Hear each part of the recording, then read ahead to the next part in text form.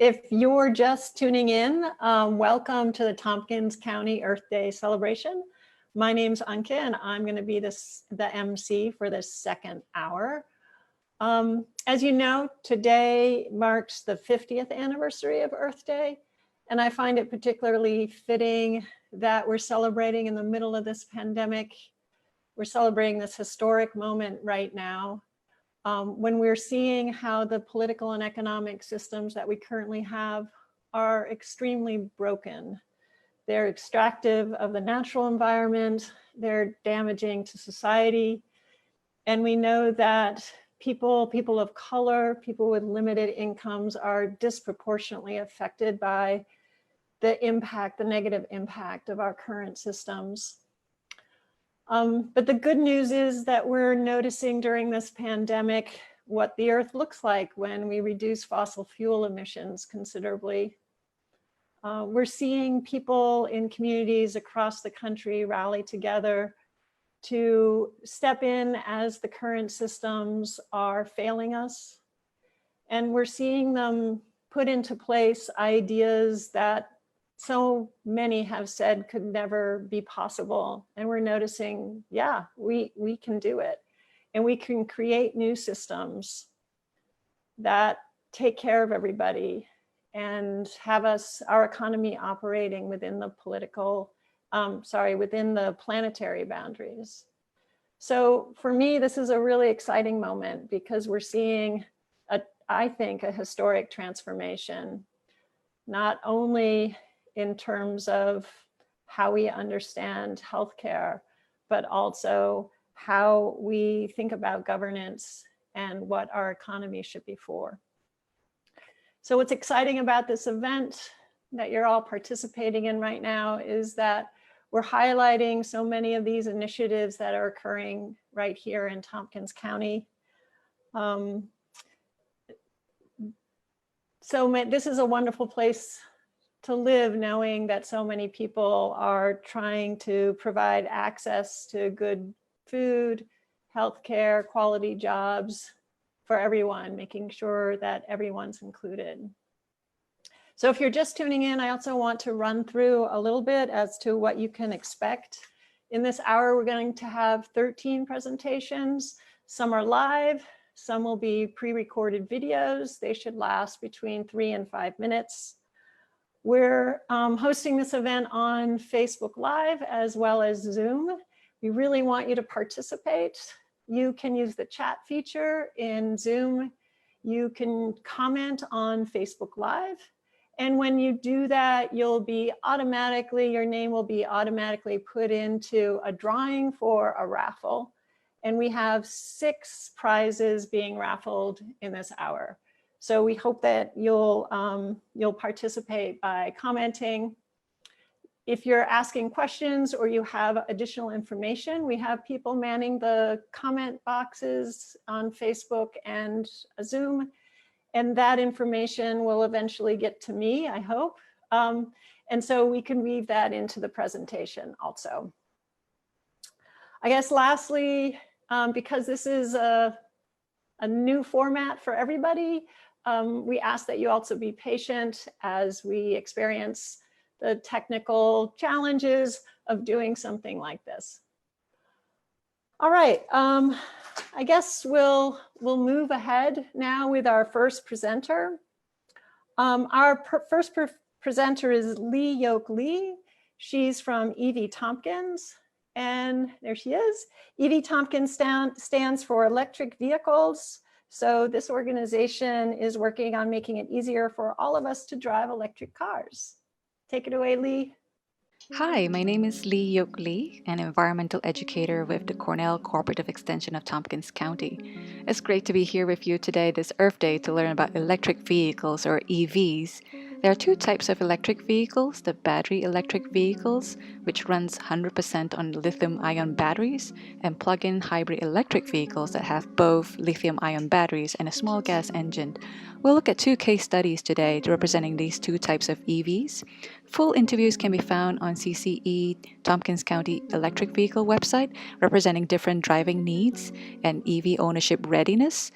These videos are not meant to convince you to get an EV now, but to plant a seed in your mind so that when you are ready, you know where to begin and to go into EV ownership with eyes wide open. So with that, let's get right into it. Thank you. Previous car, an older Corolla, was in an accident, and so unfortunately I had to get a new car, and I had a rental for a while, so I had time to think about it. And so I did know that I wanted to try out the technology. I was thinking about hybrids, but I thought, you know what, this is the time I can really make this transition. The e-Golf and also a Fiat 500 all-electric is about $10,000. Saw it was available online, and then I just started looking around at the local dealerships, and even out to Rochester and Syracuse. And I did find this one at McGuire. It took a little while to go through the purchasing process and a little trying because they don't know much about these vehicles. But I was able to get it for the price that I wanted to. So it was successful in that way. Some days I don't drive at all. And my partner lives out in Dryden, and so if I'm out there, that's about 30 miles round trip. It's so right now it says 88. I think it was maybe 92 when I first unplugged, and I've only driven about 2 miles. The heat doesn't work as well when it's in the eco mode, so if you really wanted to get warmed up, you put it in normal. Yeah, it's a 3-prong plug. I talked to an electrician before I even bought the car. A neighbor who happens to be an electrician, and I said, oh, so what do I need to do? And he just said, don't run everything you have at once. You know, I just read my meter the other day, and it seems like it's maybe about 100 to 150 kilowatt hours more in a month. No, I love how, I mean, this is just a really zippy car to drive around, and more than enough space for what I need. And I really like the hatchback, and I like that it looks like a normal car. I mean, I have no problems with the vaults and the leaves and everything else, but this, you can't tell the difference between this and a regular Golf that I see around town. And there's no tailpipe, so that's the other big difference. This is a 2019 Subaru Crosstrek plug-in hybrid. We have a Tesla Model 3, a rear-wheel drive, which means not all-wheel drive, and living in Ithaca and experiencing the winters and wanting to drive in the hills outside of Ithaca when I do my hunting and fishing and hiking. I wanted a high ground clearance, all-wheel drive, best available, affordable, at least plug-in hybrid vehicle. Yes, it turns out that Subaru makes a car called the Crosstrek, which is not hybrid and not plug-in hybrid. And they make this, which is a Crosstrek, which is a plug-in hybrid. And when you subtract from the sale price of this car the tax incentives I got for buying it, they wind up costing the same. So then why would anybody who has a concern about climate change and emissions buy this equivalently, buy for the same price a car that has emissions versus a car that has much less emissions? Well, I found out that it existed in December of last year. So I went to the local dealer and I said, I want to buy one, and he said, no, you don't. And I said, yes, I do. And he said, well, why? And I explained, and it went over his head. Don't you just want to buy a good car cheap? Well, yeah, I want to buy a good car cheap, but my definition of good is different than your definition of good. So anyway, we got over that, and I ordered it in February. I was told it was going to take a while to get it, and I got it in late June. So I've only had it for 3 months, 900 miles on it. I've put gas in the tank one time. It's averaging 57 miles per gallon. And the more I drive it around town, the higher the mileage gets. Well, anybody who has concerns about emissions and their impact on climate change can't really avoid a deeply conscientious decision when it comes to buying a new car or a used car. You really do have to take into account those things. And now, because of the growing number of models from different manufacturers that are available. You have many, many more choices than you had just a few years ago. And 2 or 3 years from now, you have many more, and they'll be better than these.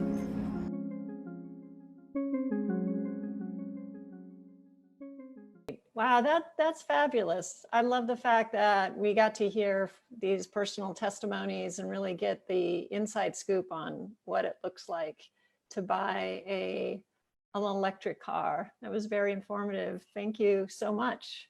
So I also want to mention that EV Tompkins is raffling a poster of the Tesla Model 3. So if you comment, you'll be put into that raffle. So next up, we've got Lee Dillon. Lee Dillon is the Executive Director of Tompkins Community Action. TC Action is our very own community action agency that's been providing services to residents of our county since 1966. Lee will be talking about services that are currently available and what they're focusing on during this pandemic. All right, Lee. Great, thank you very much. I'm thrilled to be able to talk about Tompkins Community Action. Thanks for viewing, and gratitude goes to the organizing team, Tammy, Rebecca, Kirby, and Karim, for this lovely fun and information during COVID-19. Thank you. I love talking about Tompkins Community Action. I don't have a video prepared, so it's just me talking about highlighting what's happening at TC Action. Our main office building at 701 Spencer Road is closed to the public, and all the 5 Head Start sites are closed to public as again, unless by appointment. Staff are all working remotely, and in some cases are working at their programmatic sites. We are fortunate that we've been able to keep 100% of our staff fully employed and paid, either working remotely or safely providing essential services, and we thank them profusely. Our staff are the best thing about us. Our emergency food pantry is providing food boxes through scheduled appointments only. Please call 273-8816, hit the number 8 button to schedule an appointment with Michelle. We are also in the process of researching the possibility of developing a mobile pantry delivery program for the most vulnerable households in our community. We serve over 1,100 households with Section 8 or the Housing Choice Voucher program in Tompkins County. During this time, housing inspections are suspended other than emergency special inspections, and photos are being used to verify the repairs that needed to be made. Our home ownership and FSS program all continue. The Housing Choice Voucher program housing assistants have remote access to the statewide database in order to complete any changes and are adjusting income calculations that result in changed tenant rent amounts. Any questions, please, again, call 273-8816 and follow the prompts to Section 8 or the Housing Choice Voucher program. Our supportive housing programs are up and running. Lots of check-ins, facility staff are available for emergency maintenance. PPEs are provided to staff and to residents. The best thing that we've done, I think, is developed a collaboration with Ithaca Bakery to deliver meals to the 4 residences. Each residence receives a menu, communicates with staff, and then the Ithaca Bakery delivers the meals. We're supporting local business and ensuring that people can stay in their apartments and get treated to a wonderful breakfast, snack, and full meal they choose and can heat up whenever they wish. One more reason not to leave the house and put oneself in harm's way. Our Head Start programming, so the child care centers are closed, but we continue to send weekly learning packets to families that can implement those with their children in their homes. We're sending diapers, wipes, and formula for the early Head Start families, with food distribution to all Head Start families arranged with food boxes twice a week, breakfast, lunch, and snack delivery or pickup, and of course, referrals to food pantries and other community resources as necessary. It's also enrollment time for Head Start, so please give us a call at 273-8816, and someone will give you a call right back, and you will be able to enroll your child under the age of 5. It's a wonderful, wonderful program. Energy services is on a standstill As you can imagine, we are not weatherizing anyone's homes right now. People don't want us in their homes, and we don't want to go into people's homes. Emergency calls are handled on a case-by-case basis. So if you have a heat emergency, please call 273-8816 and someone will get right back to you. Thanks for listening. Give us a call. We're thinking of a rental assistance supplement program, the food mobile delivery system, and hoping to get those up and running in the next couple weeks. Thank you very much. Thank you, Lee. We're so fortunate to have an organization like TC Action doing so much for our community in this time of this challenging time when so many people are in need. If you're looking for more information, you can go to tcaction.org. Also, email is info@tcaction.org. And TC Action is also providing a swag bag for the raffle. So next we're going to watch a video provided by Mothers Out Front.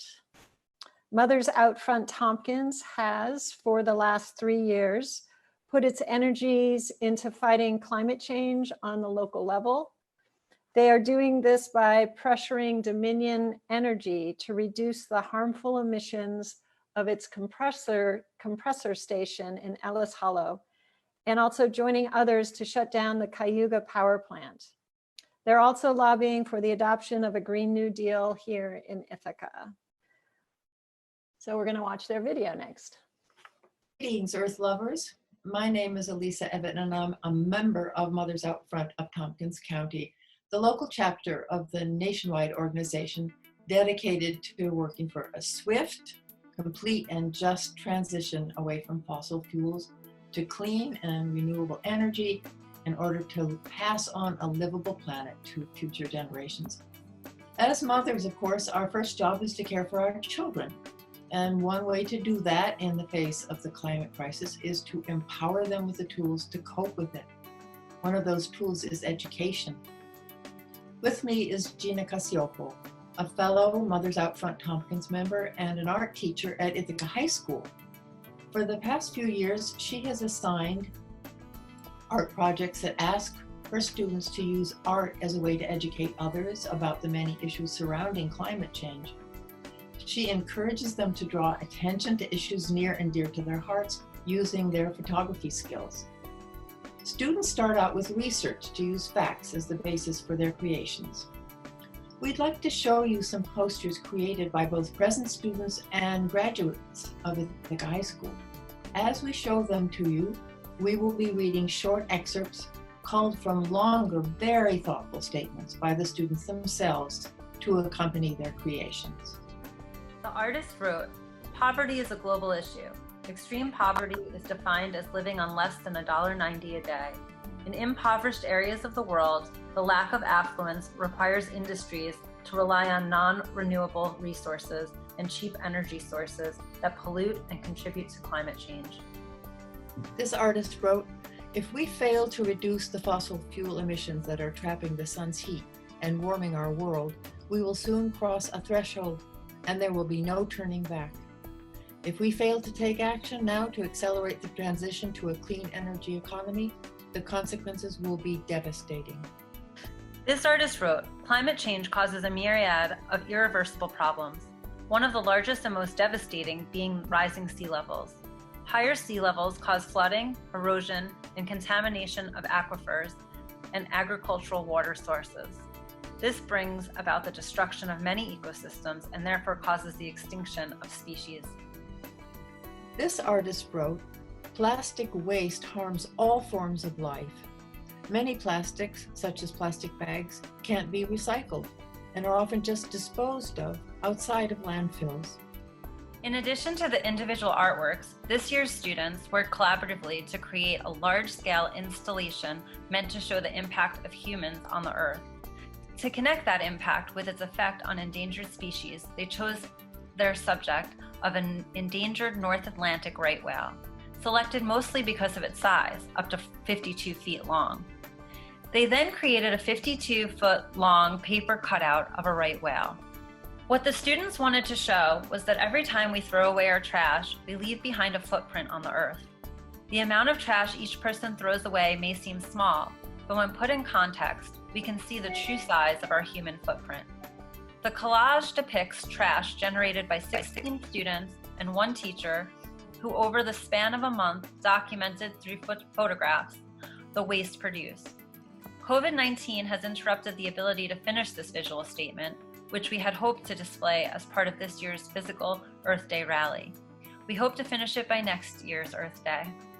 So, Mothers Out Front Tompkins chose to facilitate the presentation of these student projects because we feel that our young people should have a presence at an event like this. Their stunning creations and their writings speak much about their concern for this earth and its future.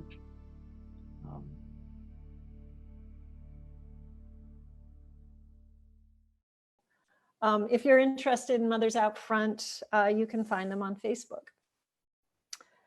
So next we're going to hear another video from a local performer, Elisa S. Keeler. Hi, I'm Elisa S. Keeler. In honor of Earth Day, I'd like to share this chant that I wrote called Madre Tierra. Let me hear you say it. Madre Tierra. That means Mother Earth. And you're invited to sing and dance along. Oh madre, oh madre, oh madre tierra. Oh madre, oh madre, oh madre tierra. We heal you, may we heal you. We heal you, may we heal you. Oh madre, oh madre, oh madre tierra. Oh madre, oh madre, oh madre tierra. Please heal us. Won't you heal us? Please heal us. Won't you heal us? Oh madre, oh madre, oh madre tierra. Oh madre, oh madre, oh madre tierra. We heal you, may we heal you. We heal you, may we heal you. Oh madre, oh madre, oh madre tierra. Oh madre, oh madre, oh madre tierra. Please heal us. Won't you heal us? Please heal us. Won't you heal us? Oh madre, oh madre, oh madre tierra. Oh madre, oh madre, oh madre tierra. Oh madre, oh madre, oh madre tierra. Oh madre, oh madre, oh madre tierra. Thank you so much. Happy Earth Day. Wow, that was beautiful. I love how creative she was doing the round with just herself. That was lovely. So up next, we've got Peter Bardaglio. He is the coordinator of the Tompkins County Climate Protection Initiative, and he also heads up its flagship project, the Ithaca 2030 District, which he'll be telling us more about. Thanks, Anke. I've got a slide deck I'd like to share, so here we go. So good afternoon and happy Earth Day. I want to talk briefly with you today about the Tompkins County Climate Protection Initiative and the Ithaca 2030 District. As most of you know, I'm sure it's official. We are now in a climate emergency. The concentration of carbon dioxide reached 415 parts per million. That's the highest level in human history. Now there's an achievement, and higher than at any point in millions of years. If you're interested in learning more about climate change, the New York Times has an interactive crash course on climate change for Earth Day at this particular link. TICB is a multi-sector coalition of community leaders and activists committed to reducing greenhouse gas emissions, accelerating the transition to clean energy, and strengthening campus and community resilience. We've been generously funded by the Park Foundation since our launch in 2008. With the support of the Park Foundation, we've organized ourselves into 5 different sectors: higher education, government, nonprofit, business, and youth. Representatives from each of these sectors form the steering committee. The steering committee establishes the agenda for the monthly general meetings as well as overall strategy. We have a website and a Facebook page, which we encourage you to take a look at. We publish an electronic newsletter 6 times a year. You can sign up for that at the website. And we put out an annual report on member accomplishments in terms of reducing carbon footprint. The Ithaca 2030 district is now the flagship program of TICB, as Anke mentioned. That was launched in 2016. The 2030 district members include building owners, community organizations, government officials, agencies, and professionals. The 2030 district is the primary vehicle that TICB employs to engage the business community in the effort to reduce greenhouse gas emissions. The district itself is part of a network of 22 districts in cities across the United States and Canada. You can see the other cities here on this graphic. You may notice that most of these cities are quite a bit larger than Ithaca. We were the first small city to join the network. There have been several since. We were also the first district in the state of New York. New York City is now a district, and we've been working closely with them. The 2030 districts seek to improve energy and water performance of commercial and mixed use buildings and to reduce the transportation emissions generated by commuters in these buildings. We collect, benchmark, and analyze data on a monthly basis to track progress. The actual network targets for the 2030 districts are pretty ambitious. For new construction, we look to become carbon neutral by 2030, and we hope to reduce water use and transportation emissions for new construction by 50% at the same time. Existing buildings have a 50% target by 2030 for each of these 3 areas. And of course, in Ithaca, most of our buildings are existing buildings. So the Ithaca 2030 district provides owners with an individual performance dashboard to track the progress of their buildings. That information is confidential to them, and they can look online anytime to see how their buildings are doing in terms of energy, water, and transportation emissions. We also hold quarterly meetings of the district partners where they can share best practices and discuss common problems. We publish an e-newsletter 4 times a year, and we compile an annual progress report sharing performance of the district as a whole. We just issued that progress report, and you can look at the dashboard and the report itself on our website. Here you see the list of current property owners. We have a total now of 23 building owners with 26 buildings committed to about 330,000 square feet of space. So we're going to keep recruiting members and building the district, but that's where we are now. And with that, I'll turn it back over to Anke. Thank you. Thank you so much, Peter. It's wonderful to hear how progressive Ithaca is nationally in terms of taking on this challenge. And I'd also just like to thank you personally for all the work and your commitment for so many years to these issues of environmental sustainability in our community. Really been thanks, Anke. Right back a pillar at you. And thanks to the organizers for today. I think it's just been a great event, and I know a lot of work went into it. Thank you. Yeah, so if you didn't see it on the last slide, you can go to www.2030districts.org/Ithaca to get more information. And then TICP is at tccpi.org. All right, next up are Jonathan Comstock and Lisa Marshall from Heat Smart Tompkins. Heat Smart Tompkins will offer tips to make home heating and cooling improvements fun. With respect to the furnace, they say, just dump it, heat pump it. All right, take it away, Lisa and Jonathan. Hi, I'm Jonathan Comstock with Heat Smart. Let Heat Smart be your guide to efficient home heating with renewable energy. You can reduce home energy use, save money, and enjoy a more comfortable and healthier home. My counterpoint, co-director Lisa Marshall, is going to tell us about what the Heat Smart program is up to. Hi, Lisa. Hi, Jonathan.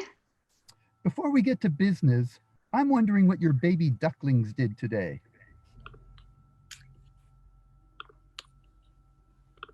Brief moment.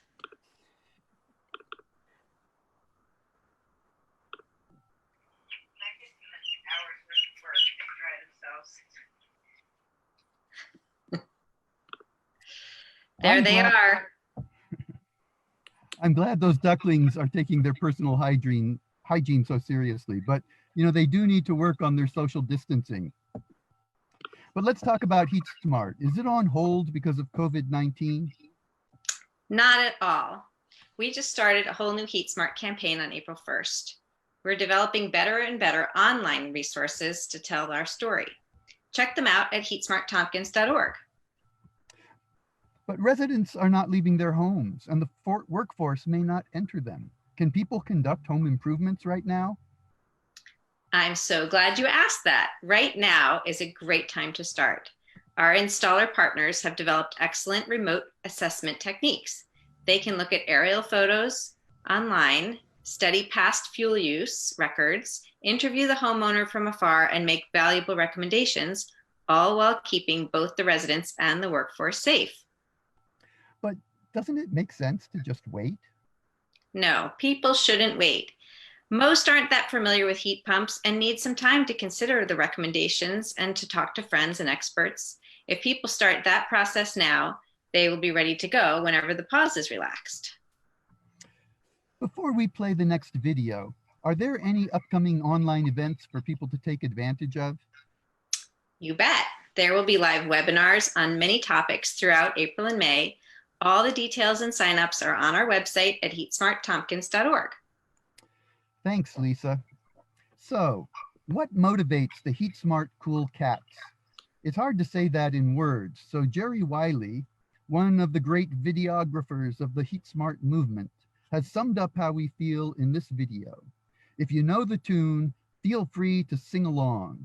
Karim, please play it.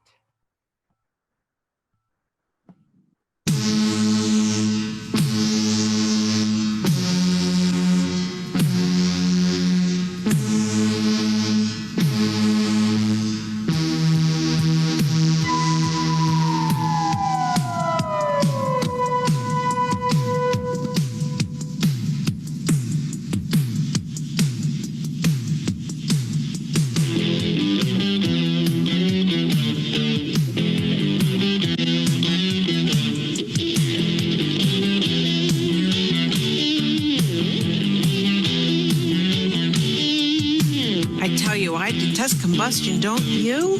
Jeopardizes safety and your comfort too. Your furnace is so old and it heats a globe, I'm told, so dump it. Heat pump it.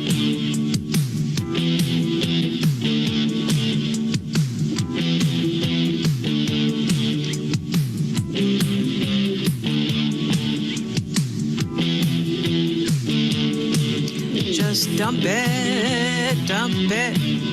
Trash your furnace now, heat pump it. Electrify your space, fuel emissions, no disgrace. Take my word for it, rip it right out and dump it. Dump it, dump it, dump it.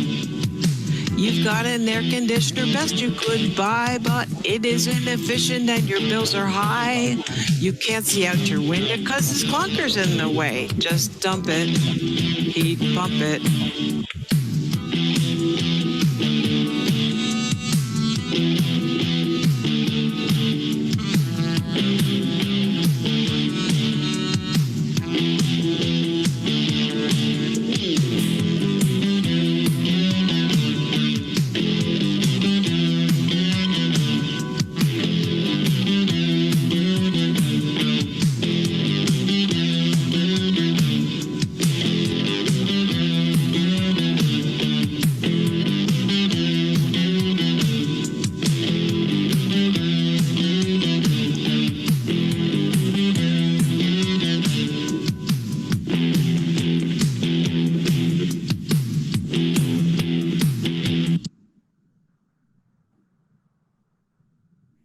Thank you, Jerry. All right, that was really, really fun. I was sitting here dancing to that. That was very clever. Thank you. So coming up next is a video from the Learning Farm. The Learning Farm provides an opportunity for children and families to reconnect to the outdoors and discover their connection to local sustainable food production and sharing community meals. So I think we're just going to go right to the video. We are devoted to supporting children and families in their efforts to lead fulfilled lives on the land, growing their own food, healthfully connected to the natural world. We joke that the Learning Farm is a place where the adults learn more than the children. It's not really a joke. Right now, we are all learning to be still, to listen, to be patient, to trust in the original forces at work in the world. These are strange times. They are also times when we acknowledge the original peoples of this land, the Haudenosaunee, the Gayakono people of the Finger Lakes, and express our gratitude for the wise stewardship of the land that they have embodied throughout human history up to this day. And we look for ways in which we, the descendants of peoples who were brought here, can connect this land with the descendants of the people who are original to it and who long to be reunited with it. We seek ways to do right by all people, especially the poor and oppressed, and to do right by the land. The best way we know how to do this is in time spent. We get out on the land and steward with our utmost wisdom, respect, and love for all creatures and plant life that lives on it. We respect its innate structures and relationships and encourage its healthy balances, seeking to feed ourselves, our neighbors and friends, our community with love, with fresh vitamin-filled produce, with gatherings, future gatherings that is. It is not always perfect, but we work to make it beautiful, even when it is not, even when it is laborious. And we enjoy the land when it is fun, and when children can dive in, it's all the sweeter. We love the land more when we're trapped in a high-tech, low social connection realm like we are today. We love the land as a low-tech, no-tech, disconnected playground. Now we know what it is to live on the land and love it.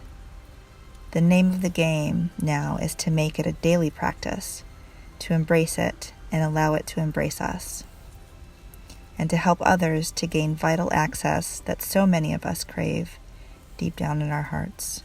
So today I'm going to draw this willow tree that I'm under and maybe a chicken.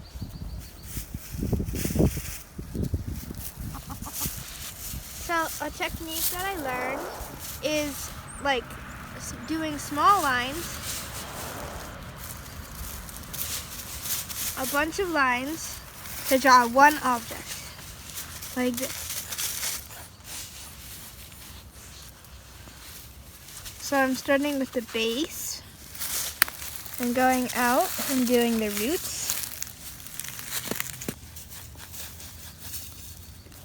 So I'm going to show you something I drew that I was looking at.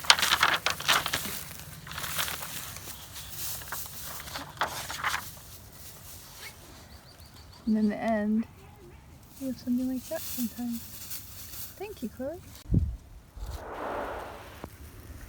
Sometimes I like coming outside and writing poetry and painting. So I'm gonna read you one of my things that I wrote and show the picture.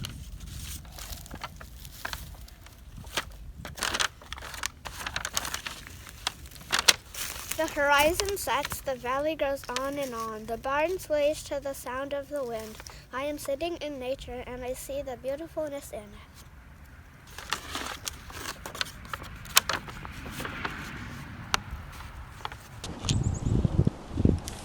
So I'm here at the Learning Farm doing a little farm bathing. What I call farm bathing is enjoying a farm environment and watching and looking at all the plants and animals that are on a farm and allowing that interaction to relax your mind and give peace to your soul.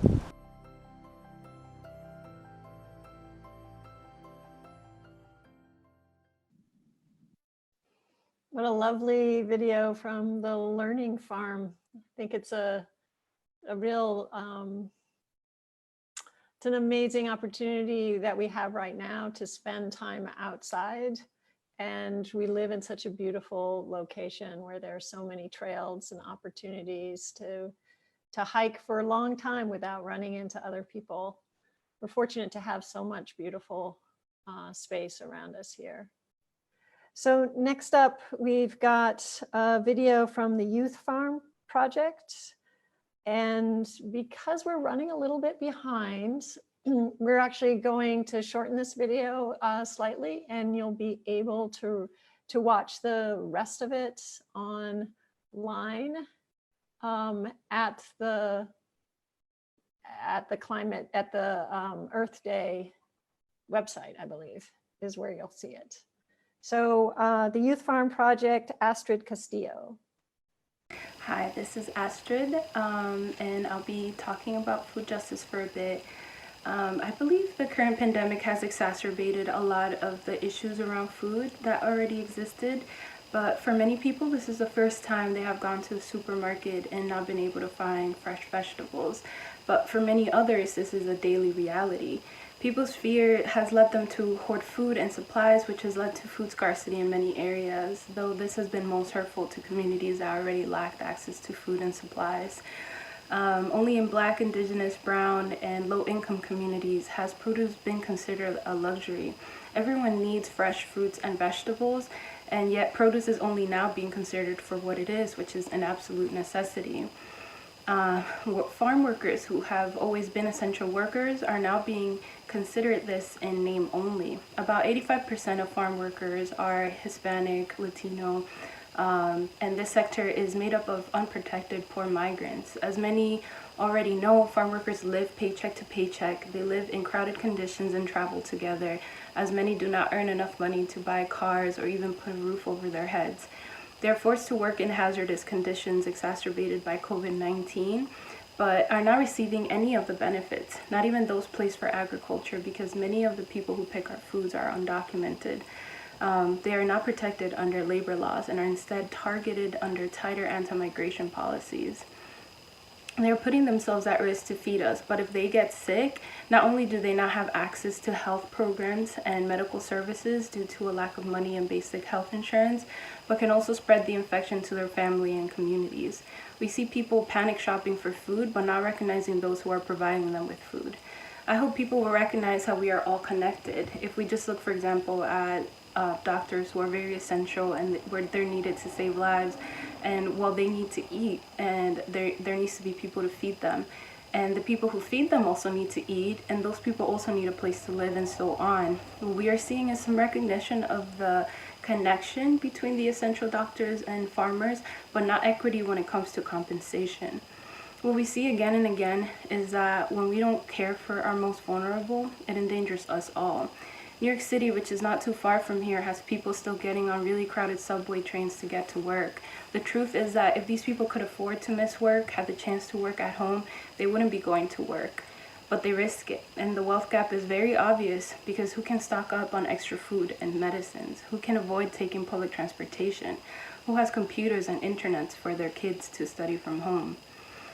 Our community has been losing lives due to police violence, lack of clean drinking water, lack of healthy food, lack of health care, environmental racism, lack of living wages, and the list goes on. Our prisons are filled with Black and brown people in close proximity, which is where COVID-19 can flourish, where they have always refused to address health issues. There are people experiencing homelessness whose lives are, of course, a testimony of the nation's failure to share resources. Shelters and jails are vectors for the virus, so I think we need to do our best to find a way to decarcerate and house those who need it. Ithaca itself has a large population of people experiencing homelessness and now has empty campuses and hotels that could house them all if profit and greed wasn't valued or legitimized over life and care. As I said before, when we don't care for our most vulnerable, it endangers us all. If the virus flourishes because of that, we are all less safe. I think it is unacceptable that through this pandemic, vulnerable sectors are not supported and that small-scale producers go bankrupt and food and agricultural workers don't have resources, while the corporate sector absorbs key public resources. This deadly virus has exposed the vulnerability of the current globalized food system dominated by industrial agriculture and the dangers it poses to all life forms. We should learn from this crisis and invest in local, resilient, and diverse food systems. La Via Campesina defines food sovereignty as the right of a community to define their own diet and shape their own system. I think to design a resilient food system, we need to see that our body is part of the body of nature and that its health is our health. At the Youth Farm Project, my coworker Dan taught me to incorporate a way of understanding for youth where kids, regardless of their age, are presented with things that seem separate. So they'll have, for example, a picture of chickens and farm, the farmer, the barn, the greenhouse, the plants, compost, and we ask them, do you see anything that has anything to do with the other? Do any of these have a relationship? And the kids can then bring a string of yarn between the things that they know connect, like the farmer gets the eggs from the chickens, the chicken's waste goes into compost, and so on. And in the end, there's no wrong way to connect them, but soon enough what you have is a web of interconnections. See, we have a long way before we get to food sovereignty in Tompkins County, but the young folks are in a great position to lead the change that we need in our community. More than ever, we see the importance of food security. When the young people know and declare their interdependence with the land, the plants, the animals, each other, they know the importance of soil and how to build it, how to plant seeds and care for crops, then they know how to work with and care for their community. All right, that's a powerful video by the Youth Farm Project. Thank you, Astrid Castillo, for those really important words and reminding us about the inequities in our food system and in society as a whole. You can learn more by going to the Youth Farm Project's website, youthfarmproject.org. I'm going to move right ahead. Next is Marissa Lansing. Marissa is the project coordinator for the Finger Lakes Climate Fund, which is part of Sustainable Tompkins. Hi, everybody. Thank you so much for organizing this today. I'm really grateful to be here. So you should be able to see my screen right now.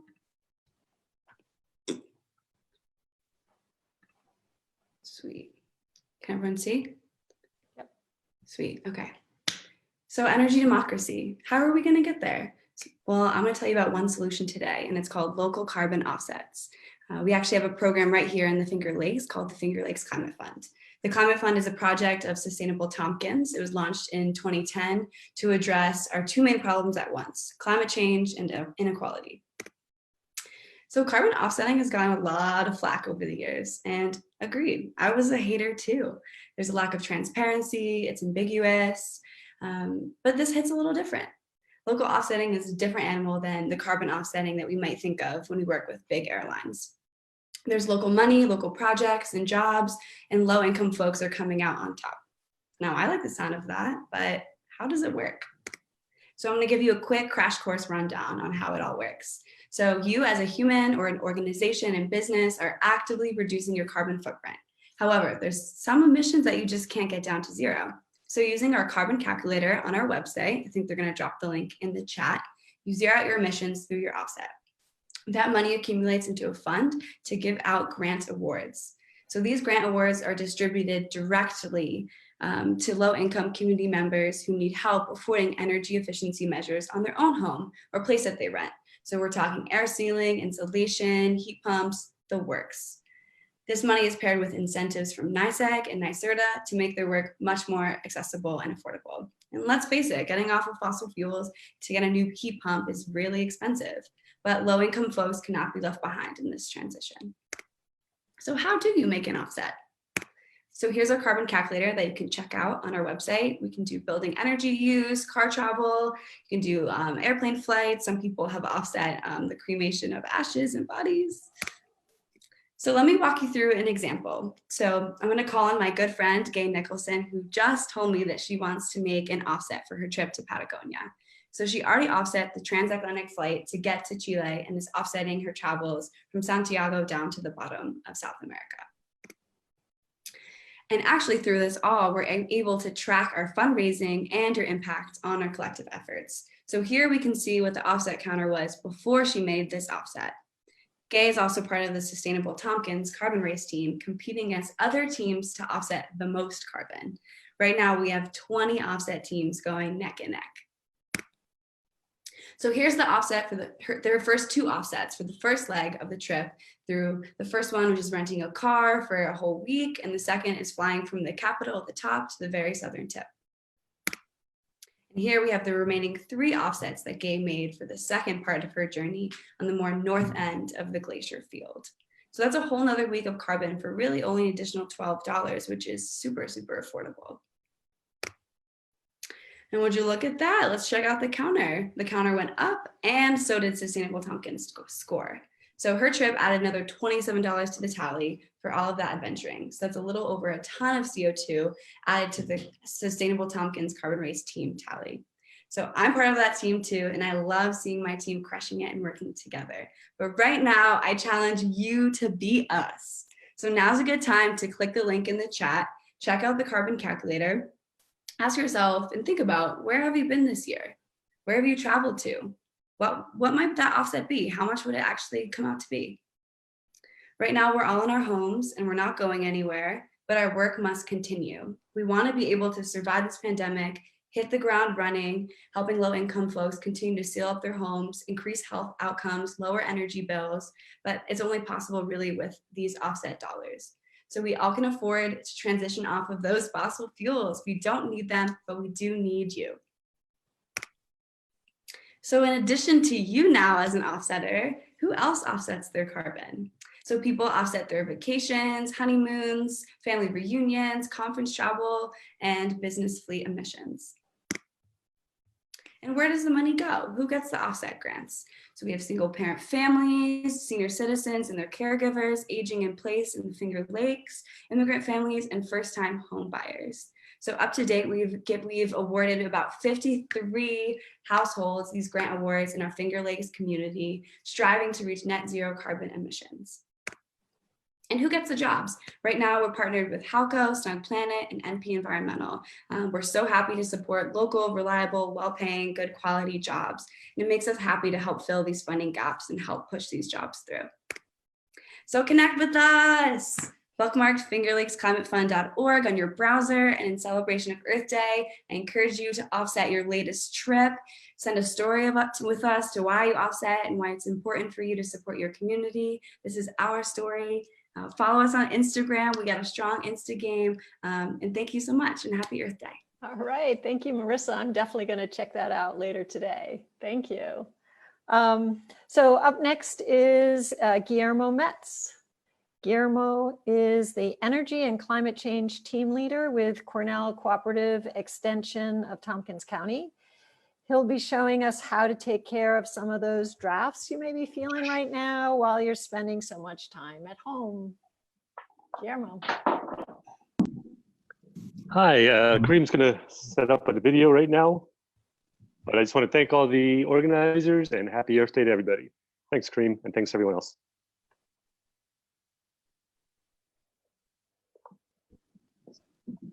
Hi, I'm Guillermo Metz. I lead the Energy and Climate Change team at Cornell Cooperative Extension of Tompkins County. I and my team, we do a lot of varied work in the county and across the region to essentially help people reduce their overall energy use and particularly transition off fossil fuels. So on this, the 50th anniversary of Earth Day, most of us are confined to our homes, and we have been for more than a month. And few of us have ever spent that much time trying to work from home, right? You know how our immediate families or roommates are both a source of comfort, and, well, we may be noticing little quirks in our partners and kids that can add to the stress? Well, our houses and apartments can be a source of comfort in this unsafe world, while also do certain things that can be sort of annoying, right? So now that you're sitting at that desk in your home office for long hours at a time, have you maybe been feeling a draft you hadn't really noticed before? Well, it takes just a few minutes to take care of that draft, increasing your comfort and also cutting down on your need to heat your space, saving precious carbon and money. There are many things you can do yourself, and some you'll probably want to call an expert for. So you can see in this window here, we haven't finished trimming out the inside. And you can see where we've added some spray foam insulation to keep out those drafts. Now, if you own your own home, you can carefully remove the trim, and if there's a gap between the window and the framing, go ahead and stuff that with some insulation, or use low expanding foam like we have here. I have also here a window demo. Handy dandy little window where on the outside I can show you, make sure there's a solid bead of caulk along the whole perimeter of the window frame where it meets the siding. There's also a couple things you can do even if you're a renter. The first one I want to talk about is window plastic. So this stuff right here, in the window installation kits you can buy at any hardware store. Now, it comes in different sizes and you want to cut it to fit the window. And we actually have some on this window right here. If it's done right, you can't even see it. So you're going to want to clean that up, but basically it really does a nice job of increasing the energy efficiency of that window, keeping the cold out and the heat in. Now, obviously I can't open the window with that plastic on, but during the winter or on non-operable windows, it really works. Now, the second thing right here is rope caulk. Like the window plastic, this is great for renters too because it's temporary. You just roll it out, pinch off a piece, push it along the window edge, particularly if you see a gap or feel a draft there. And that can stay on all winter. Spring comes, you just peel that right off, toss it out. So remember that for next winter. Now, it's never too late in the season to take a look at all your windows. In addition to what I just talked about, you can see how the window seals when it's closed. You're going to want to make sure that those snap shut and seal nice and tight. And if they don't, you can get some of this to replace some of that foam that might have worn out. Now, all our homes have drafts. Some are more obvious than others. If you want to address those smaller, more insidious drafts, you can locate them by walking around your house with an incense stick. Just hold it along the windows and walls. Try to do this on a windy day and you'll really see the smoke dancing around from the incense stick. And I mentioned calling an expert for some things. Well, they'll have something similar, but they'll also have an infrared camera, kind of like this. Now, this one cost about $10,000 when it was new. About 10 years later, it's not even as good as this little thing, which you can attach to your phone. It still costs about $275, and that's not cheap. You can get them for about a little under $100 for some cheaper ones. You can apply for a free energy audit, have a professional come to your house with all the equipment, and then they'll do kind of like a physical assessment of your home. I definitely recommend those. Now, hopefully by now you've heard about the Green New Deal, the Ithaca Green New Deal. Nick Goldsmith, Ithaca's own sustainability coordinator, talked about it here earlier. Among other things, it commits the city of Ithaca to becoming carbon neutral by 2030. And that's just 10 years from now. It's what we all need to do. It's too late to stop climate change. It's already affecting us all in ways both small and large. But we have the opportunity to address it head on and minimize the harm that's going to come for decades. Let's pledge to do that. I want to see all of you back here in 50 years when we're on the other side of this and things are starting to get better. Each of us has a part to play. If you want help figuring out how to cut your use of fossil fuels, including all of your options for going solar, heat pumps, any questions you have about home energy use, call the Energy and Climate Change team at Cornell Cooperative Extension, 607-272-2292. Press extension 185, leave me a message. Now, like most of you, I'm working from home, but I will call you back. Thank you. Next is Jenny Kramer from Master Gardeners at Cornell Cooperative Extension. Okay, hi everybody. Happy Earth Day, Tompkins County. And I'm here to have a little fun with you. One of the things that I love so much about this time of year is being able to start some seeds and watch some seeds grow. And for those of us who are stuck at home, it's a great way to seed a little hope in our hearts and get a little food in the meantime. So I'm going to show you how you can do this really quick and easy in your own home with things you have around your house. So here I have a couple of containers. This is a takeout container that we got from supporting one of our local restaurants. This is a salad greens container that I have here. I also just got out one of my grandmother's old bowls. And all I'm gonna do is fill one of these with soil, which I've already done. And so I'm filling it with some potting soil that I have around. And then I'm gonna take some seeds, and you can use seeds of just about anything that grows green. I like to use basil or beets or cilantro, lettuce, chard, kale. And all I'm gonna do is take this little tray and sprinkle some seeds on top. Here I've got a bunch of cilantro seeds. So I'm just gonna sprinkle my seeds in my tray, spread them around evenly. And you can see there, I've got them spread out pretty evenly. And then I'm just gonna sprinkle a little soil on top just to give them a little darkness. Hopefully you can see that there. And you don't even, it doesn't have to be perfect. And then I just got some nice warm water here I'm gonna put on top. And then I'm gonna just find the sunniest, hopefully south or west facing window in my home in a nice warm room and put this out there and watch the seeds germinate. And in 7 to 10 days, you can take a pair of scissors and just trim off the leaves as they come up, put them in your salad and get some nutritious greens to supplement your meals, and also just enjoy the incredible joy of watching plants grow. I really hope that you'll all take some time to get your hands in the dirt and come out in the garden.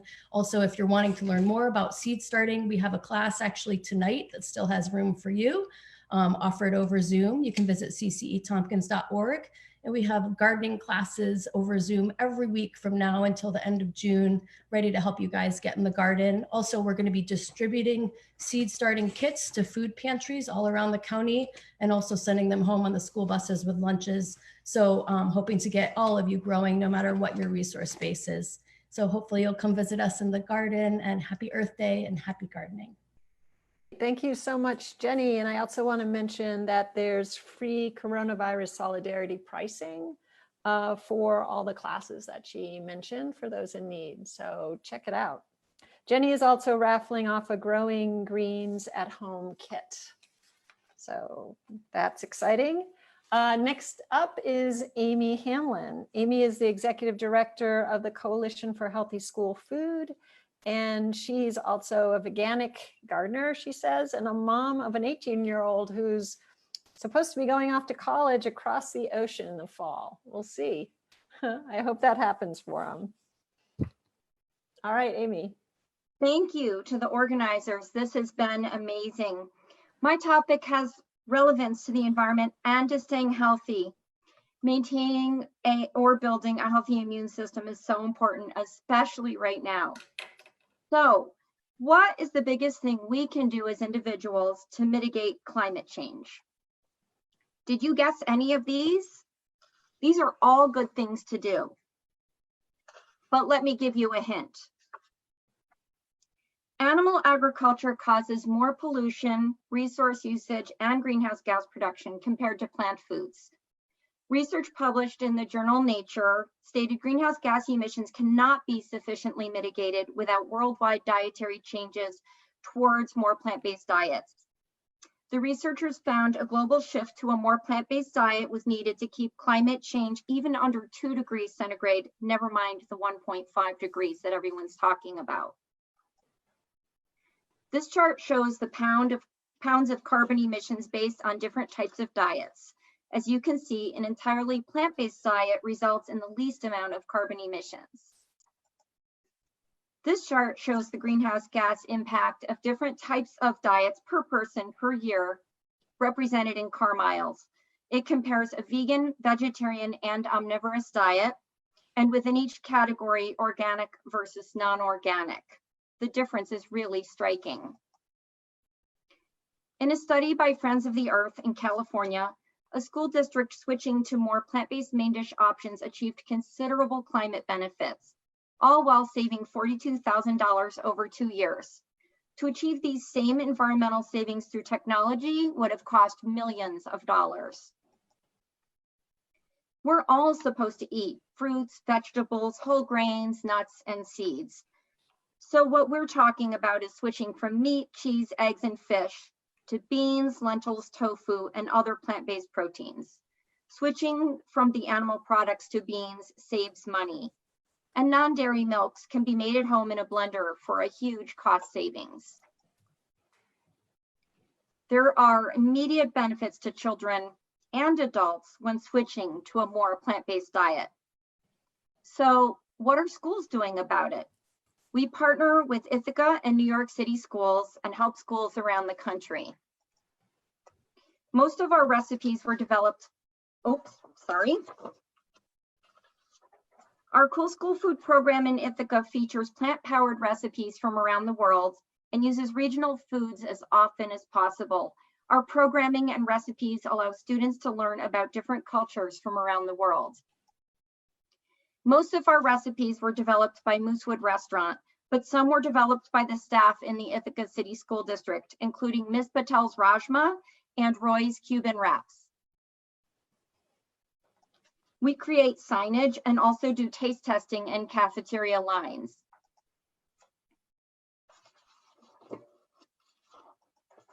We work closely with Ithaca to get more plant-based items on the school menus. This is the March menu, showing all the plant-based entrees circled in green, including the scratch-made hummus, which was available daily. So when students go back to climate striking, they can know their school has their back and they can get climate-friendly foods at school. They have also provided plant-based options for the meals going home during this period of time. The team of food service directors led by Beth Krause are great to work with, and I want to recognize them for the fact that they are frontline heroes doing an incredible job of feeding our community. Something happened, sorry, let me just get back onto the, okay. Okay, go to the next slide. Our educational programs encourage students to eat climate-friendly, plant-based options in the cafeteria. We teach students to cook in family and consumer science classes and after-school cooking programs. Our Cool School Food in the Classroom program teaches about the culture the food comes from with a slideshow. Students see, touch, and smell all the ingredients and then taste the food and then participate in an inquiry-based discussion about the power of plants. We are also adding online content. You can find it at healthyschoolfood.org and click at the link at the top of the homepage. Moving in the direction of a more plant-based diet is the single most powerful action we can take each day to help mitigate climate change. In fact, more powerful than most other actions you can take put together. So please check out our recipe and donation links. Thank you and happy Earth Day. All right, thank you so much, Amy, and thanks for all the work that the Coalition for Healthy School Food is doing. Those recipes and that food looked amazing. I'm gonna go right ahead to the next speaker. Before I do that, I wanna mention that Amy is raffling off 12 of the Great Life cookbooks by Priscilla and Timberlake Friedman and Lewis Friedman. All right, the last person in this segment of today's presentations is Alexa Palumba Martin from LACS Strike Sunrise Hub. Alexa is a freshman at Lehman Alternative Community School and is a member of our school's Sunrise Hub. Alexa. Hi, everyone. Thank you. So, yeah, my name is Alexa Palumba Martin, and I use she, her pronouns. I am a freshman at Lehman Alternative Community School, or LACS, and this year I am a member of my school's Sunrise Hub. This year, I'm the Strike Circle host for Sunrise LACS, and we were planning on having a school walkout throughout the district today, which is Earth Day 50. Of course, we cannot do that because of current issues and school closures. So, as a replacement for school walkout, we are asking you all to do 3 things.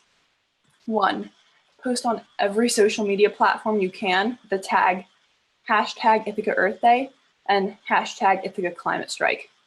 Climate artwork, pro-Green New Deal, or anything having to do with climate change awareness can and should be posted.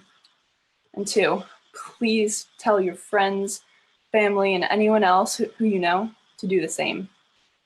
And 3, take a moment today to just look around you and imagine what a world without climate change would look like. Now let's work towards that goal together. I know people often think that just one person or one household won't make a difference. And while that's mostly true, one household can have an effect on many other people. And not going green would start a ripple throughout your neighborhood, friends, family, and even the people who you might work with. Now, that same ripple effect can happen with going green. So it can start with you. You can be the cause of positive change within your community. And this is as simple as recycling, buying used clothes, donating your used clothes, turning off lights when you don't need them, switching to solar energy, and it doesn't even have to be entirely. But one of the biggest ways you can help is by composting. I was worried about composting and have a pile of food scraps in my backyard, having animal problems, having it smell bad. But now I compost daily by collecting food scraps in buckets and taking it to a drop-off site. So thank you to Cayuga Compost. But the most important way that you can help is to get out there and vote in local and national elections. This year's upcoming election is especially going to determine our next 4 years. So please, because my generation can't, please vote. Now with COVID-19, I know voting is a concern, but Governor Cuomo is having New York vote through primary elections through absentee ballots. So register for one now before it's too late. And remember to tell your friends and family to go vote too. Because again, I'm only 14 years old and I can't vote, my friends can't vote, my classmates can't vote. So please go vote. And things that you can do are going green, follow LACS Sunrise on Instagram and Facebook, and please post on any social media that you have with the hashtag Ithaca Earth Day and Ithaca Climate Strike. Thank you. Stay safe. Thank you, Alexa. Thanks for those inspiring words.